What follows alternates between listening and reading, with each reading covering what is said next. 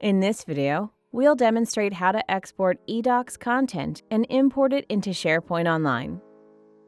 We will show you how to extract data from eDocs using our migration tool Xil IDE, how to store this data in our unified data model, how to analyze and transform the content using Xilio Insights, and finally, import the data into SharePoint Online. Here we can see an empty SharePoint Online demo environment. This environment will be filled with the extracted eDocs data. Here you can see our eDocs demo workspace with a few folders and files. Let's take a closer look at the metadata.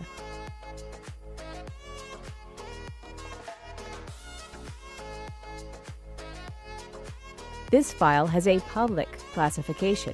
We will use the classification value to define migration rules during the transformation stage. First, we will start the extraction script in Xil IDE by clicking on the Run button. In the console, you can see that the data is processing. After the extraction, all eDocs content has been stored in our database. Let's take a look. The database is now filled with content. Here's an example of a document record with its properties. Next up is the analysis of the extracted data. For this, we use Xilio Insights. The first Insights dashboard gives a general overview of the extracted folders and files. To see what kind of file categories we have, click on the File Categories and Extensions tab. This shows the total number and size of the documents, their creation dates, the extensions, the size of the folders, and where all these documents are located.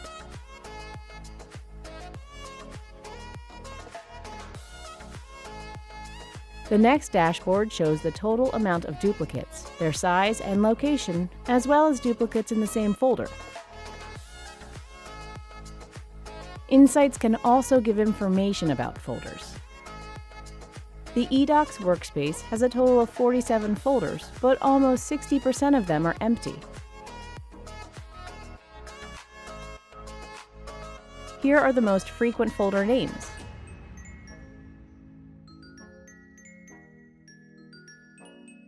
And we can filter on folders that contain documents. We've just shown you a set of standard dashboards. These can easily be customized to match your needs. The next step is the transformation of the data. We will run the transformation script.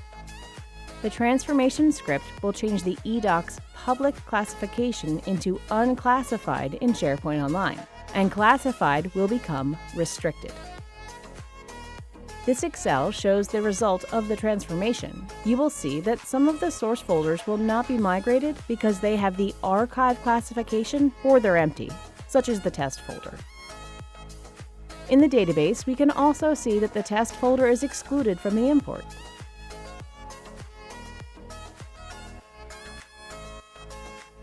Finally, we start the import script.